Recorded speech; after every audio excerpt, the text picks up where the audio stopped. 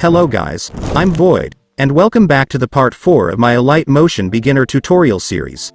In this tutorial, I'll be explaining about some effects that you can use to create some high-quality shakes. And remember, this tutorial is only about explanation for beginners, so, if you're not a beginner, then stop watching this tutorial. Alright, let's start the tutorial with some explanation of how frequency, magnitude, etc. works.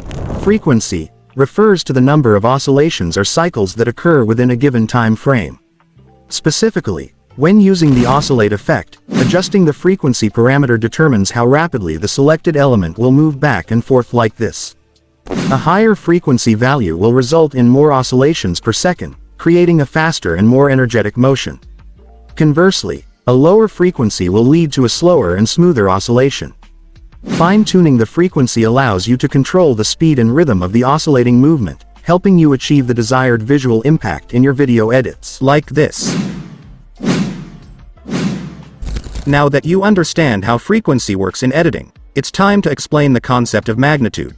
Magnitude typically refers to the amplitude or the extent of movement in the oscillation. When you adjust the magnitude parameter, you are determining how far the selected element will move back and forth during each cycle of the oscillation. A higher magnitude value results in more pronounced and noticeable movement, creating a more dramatic effect. On the other hand, a lower magnitude value will limit the range of motion, leading to a subtler and smoother oscillation. Controlling the magnitude allows you to customize the intensity and visual impact of the oscillating effect on the elements within your video. Now that you also knows how magnitude works in Alight Motion, it's time to explain the concept of phase. The oscillate effect phase refers to the timing or starting point within the oscillation cycle. When you apply the oscillate effect to an element, adjusting the phase determines where in the cycle the oscillation begins. For example, setting the phase to 0 means the oscillation starts at its default position, while setting it to 180 degrees initiates the oscillation halfway through the cycle.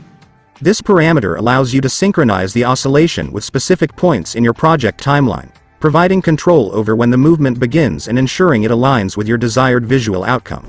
Now that I've explained frequency, magnitude, and phase, I won't explain about other effects because other effects also works just like oscillate effect.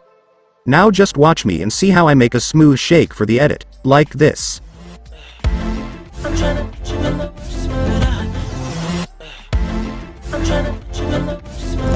After doing your transitions, add tiles, and set crop strength whatever you prefer. I'm going to set 1.015. And then, add oscillate, and follow my settings.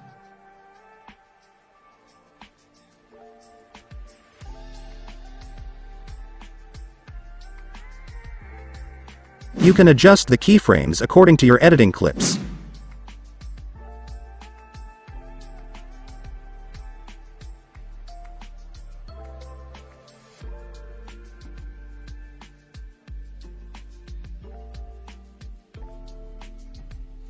Now, add auto shake.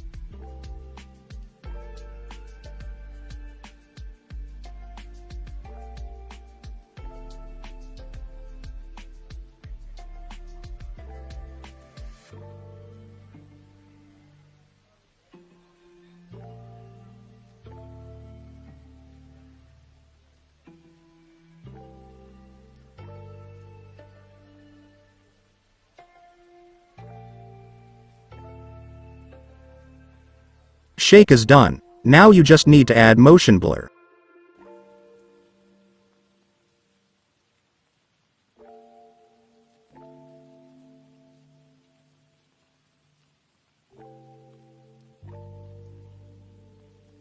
After doing the motion blur, copy all effect and paste on your other clips if you don't want to make different shake for other clips. This was just an example on how you can create a good shake, so don't follow my steps. Instead, create your own good shake according to your editing style. Now, if you found this tutorial helpful, don't forget to like this video, subscribe to my channel, and ring that bell so you don't miss my future helpful tutorials. And see you in the next video.